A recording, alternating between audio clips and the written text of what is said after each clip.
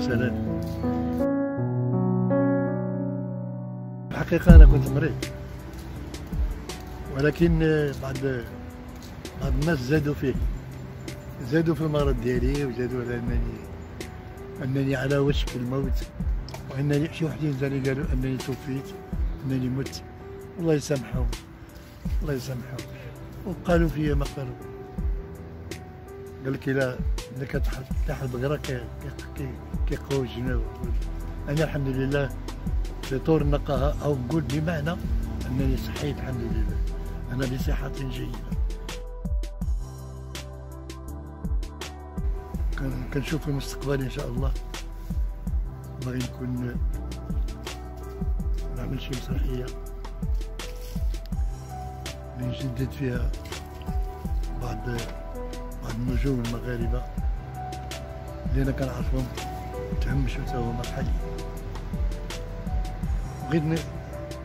بغيت نعمل مسرحية اللي تذكر الناس الرواد الأولين، ويقولوا ونعم التمثيل.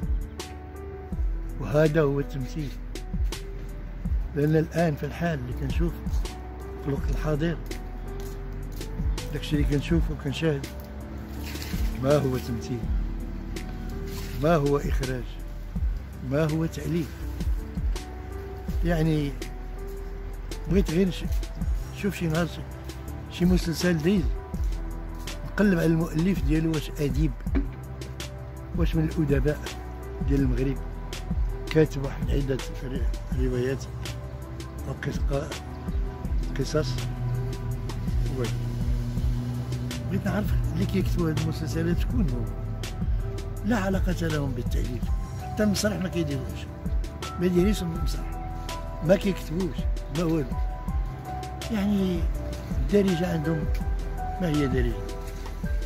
الدارجة فيها بعض الإباحيات خايبة. واحد من العدد ديال الناس كيستنكروا الحوار اللي كيدوز في هذه المسلسلات.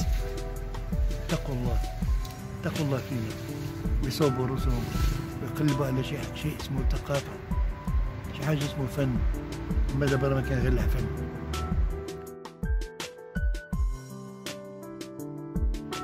في سنة 1976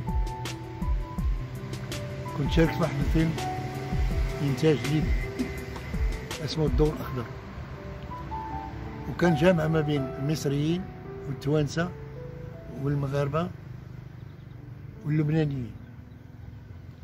كان من المصريين فريد شوقي، يحيى شاهين، ليلى طاهر، وليلى حماد. وكان من المغرب عبد الوهاب الدكالي أستاذ، وكان حسن صقلي، وكان مصطفى الزهري، ومولاي العربي العلوي، وأعوذ بالله من قلت أنا. وكان من تونس كان سيدي، ما كنتذكرش دابا الاسماء ديالهم، واحد المرأة، واحد الممثلة كانت مشهورة في تونس، واحد الممثل تا هو سيدي علي، اسمه سيدي علي. وكان فريد شوقي، أنا دخلت المنزل ديالو الله يرحمه، كان عرض علينا ملي كنت في القاهرة مع المخرج عبد الله بصباحي، في الوقت اللي جاي يمضي العقدة ديالو مع المخرج ومع المنتج الليبي، كان إنتاج ليبي. كان عرض علينا العيد ميلاد ديالو ديال بنتو، مشيت معاه للفيلا ديالو. كانت فيلا متواضعة، يعني دخلت عنده الفيلا، كانت فيلا متواضعة، ما فيها لا غازون ولا شجرة ولا ربيع ولا شيء، فيها هكذاك تراب. وبانت لي بنتو كتحتفل بالعيد ميلادها مع شي شبان بعيد. وجلسنا أنا وياه وعبد الله مصباحي الله يرحمه والمنتج الليبي، تعشينا فريد شوقي. أما يحيى شاهين تا هو دخلت المنزل ديالو، عرض عليا العشاء، وكان صديقي بزاف. كنت نتسالى أنا وياه دائما في ليبيا. كان الرفيق الوحيد ديال يحيى شاهين هو أنا، يعني غير كيفيق في الصباح بالروتين كينادي عليا، كنخرجوا أنا وياه. كانت ليلى طاهر تا هي عظيمة. أما نبيلة عبيد تا هي دخلت البارتوما ديالها، دخلت المحل ديالها. كانت امرأة يا سلام، كانت عرضت علينا. وكان أشرف زكي اللي هو نقيب الممثلين الآن في مصر، كان في سنة شنو نقول لك في الثمانينات كنت انتخبوني أنا كرئيس لجنة التحكيم في المسرح الجامعي، وكانوا عرضوا عليه هو باش يجي ضمن لجنة التحكيم، وتكونت بيني وبينه صداقة أشرف زكي. ومن بعد عاد الخبر أنه أصبح نقيب ديال الفنانين في مصر. ونعم وهذو هما الأصدقاء اللي كانوا.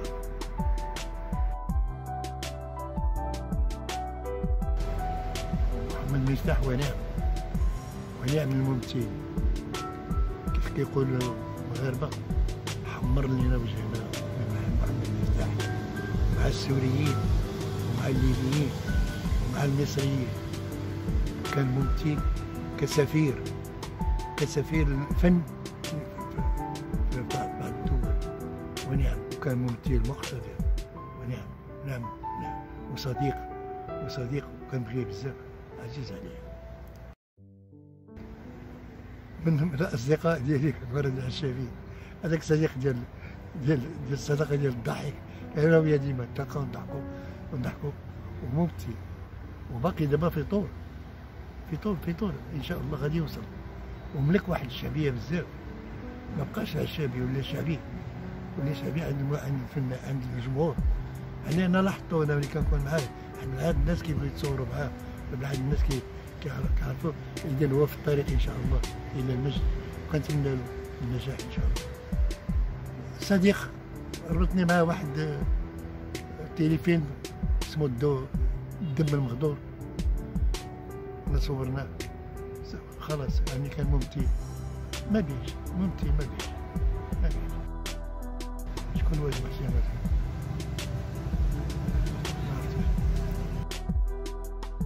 شكون هو الصديق؟ كافاش هو؟ شوف، هو واحد المعلمة كيفتخر بها المغرب ومعروفة دوليا، اسمها جامعتنا. وسمحت اليوم هاد المسلسلات وهذا بحال جامعتنا. يعني كل حلقة كيفاش هي كاينة فيها الصالح وكاين الطالح، كاين اللي فيها تتفرج، وكاين اللي فيها غير كتوقف وكتزيد، كتبقاش تتفرج فيها. نقول لك وقع الآن، وقع في بعض، ماشي نقول لك قليل فاش كان يوجد أن شي حاجة اللي اسمها تمثيل، شي حاجة قليلة. أما الباقي يسمحوا لي أنا ماشي ضدهم، أنا ماشي ضد الشباب اللي بغى يدير التمثيل. أنا دائما كنقولها ونعاودها، أنا كنقول الشباب المثقف، الشباب اللي خصو يدرس التمثيل. كل حاجة خص الواحد يمشي يتعلمها. راه النجار ما يجي يولي نجار، راه كيتعلم حتى النجار، حداد هو نفس الشكل، ميكانيسيان هو نفس الشكل. اما الممثل يجي غير يجي يقول انا ممثل، لا، تعلم الاشياء احسن من جهلها. يعني الانسان قل ربي زدني علما، ياك ماشي غير يجي يولي ممثل ضحك.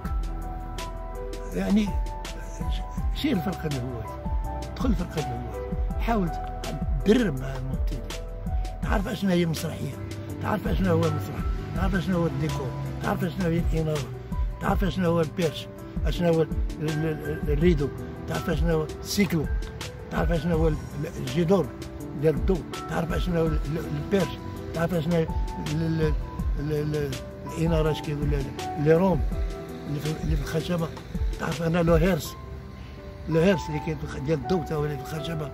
شي تقنيات كلها خص البنادم يكون يعرفها. انا غنقول لك حاجه، قال لك اذا بغيتي تعرف اي دوله فين وصلت مدى الحضاره ديالها فشاهد مسرحها او استمع الى موسيقاها. كما تعرف هذه الدوله فين وصلت في الحضاره ديالها. اما لما يجي البراني ويشاهد المسرح ديالنا او يشاهد التمثيل ديالنا في التلفزيون، كيف غادي يقول عليه؟ كيف غادي يقول؟ انا كنشوف المسلسلات المصريه كلها متقونه،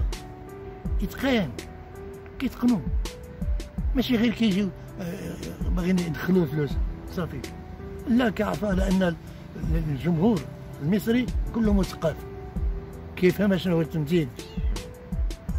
ما ديالنا كيقولوا اجي نمثل، اجي نمثل، اجي فلان، اجي لعب هذا الدور، اجي نجيب نلعب، ماشي يلعب، ماشي يلعب مع برانو.